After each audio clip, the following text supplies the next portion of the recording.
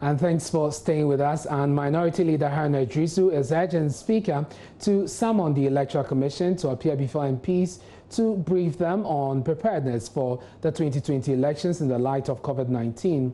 He's been speaking on the floor of the House as the House resumes sittings today. Let's go live to Parliament now. Correspondent Joseph Opoku-Gatpo joins us via Zoom. Joseph, what was the response to the Minority Leader's request? Well, just before we hear from parliamentary correspondents, let's take you live to the House and hear from the Minority Leader as he spoke. 120,000. Mr. Speaker, that must stand in denial.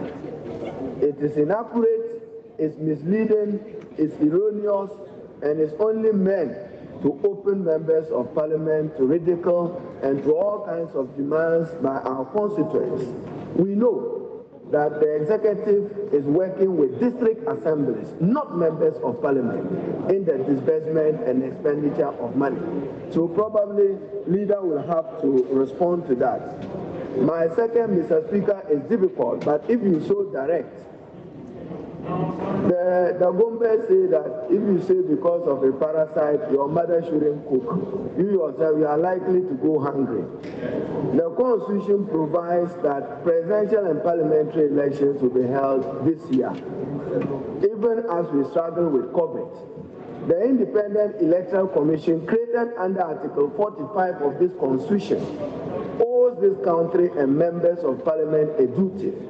They would have to be summoned to come and give us their roadmap as to their preparedness in view of COVID. Our democracy will evolve and our democracy will survive COVID. They need to apprise this House their level of preparedness for the 2020 presidential and parliamentary elections. If we cannot get them to come and brief the committee of the whole, at least they must come to the special budget committee. The last time I saw officials of the EC, they were walking in the corridor between the clinic and the NIB. We need to know from them what their preparedness is. And Mr. Speaker, finally, as we met, the CSM development in the Upper West region, the Honorable Leader led the way. We will need to know what. And so you had that the Minority Leader Hannah Drisu. Let's speak to Joseph Opoku-Gatpo, who joins us via Zoom. Joseph, what was the response to the Minority Leader's request? The Majority Leader, Osechi Mensah Bonsu, agreed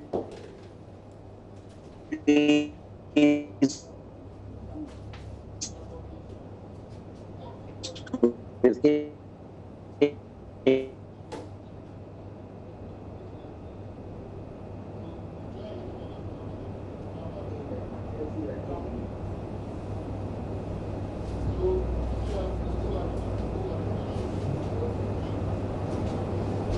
And of course, they're having some challenges there via Zoom. We'll try and re-establish contact with Joseph, and he joins us on the phone. Joseph, you were telling us about what the Majority Leader said in response to the Minority Leader's request.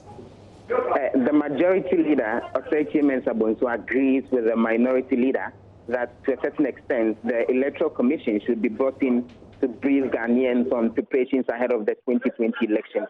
He makes the point that despite that, President Akufo-Addo is committed to not allowing for any situation where his mandate will be extended for even a day.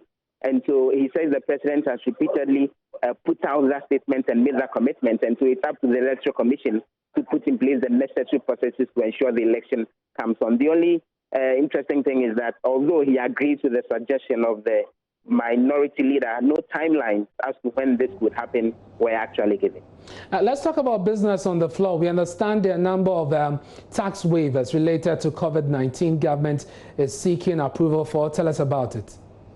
So first of all, you know, when things are imported into the country and they are even meant for donation purposes, a tax to the tune of 18.5% on the amount of the item that's been imported has to be paid. Now, Parliament is requesting for that particular waiver so that then the donations that have come in from the Chinese government, the Jack Ma Foundation, the United States government and all will actually go without the payment of any taxes. As well, government has laid before Parliament a request for waiver of income taxes on the personal emoluments of healthcare workers for the months of April, May, and June 2020, as well as a request for the waiver of income taxes from additional allowances to be paid to frontline healthcare persons for the first 3 months. And as well, government has laid before Parliament a document requesting for some form of waiver. You know, when taxes are not filed a certain duration at the end of the tax year, penalties accrue, and government is requesting that is again waived for businesses. All those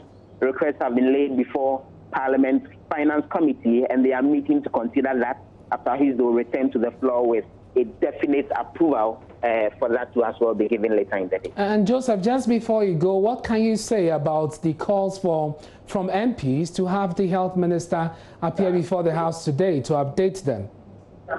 They appear to have gotten what they want. Samuel Okudzeto made that request a little earlier in the day, and right now, Deputy Health Minister Dr. Bernard Okuboy is addressing MPs on behalf of his boss, Kukwa Jiman, indicating that in terms of dealing with COVID-19 as well as the cerebral spinal meningitis situation, they are very much under control, and government is putting in place the necessary measures to keep Ghanaians safe. So Dr. Okuboy is addressing MPs on behalf of Kukwa Jiman. Joseph, thank you very much, and I know you'll be monitoring that and bringing us up to speed on what happens on the floor. That's parliamentary correspondent Joseph Opoku Gatto.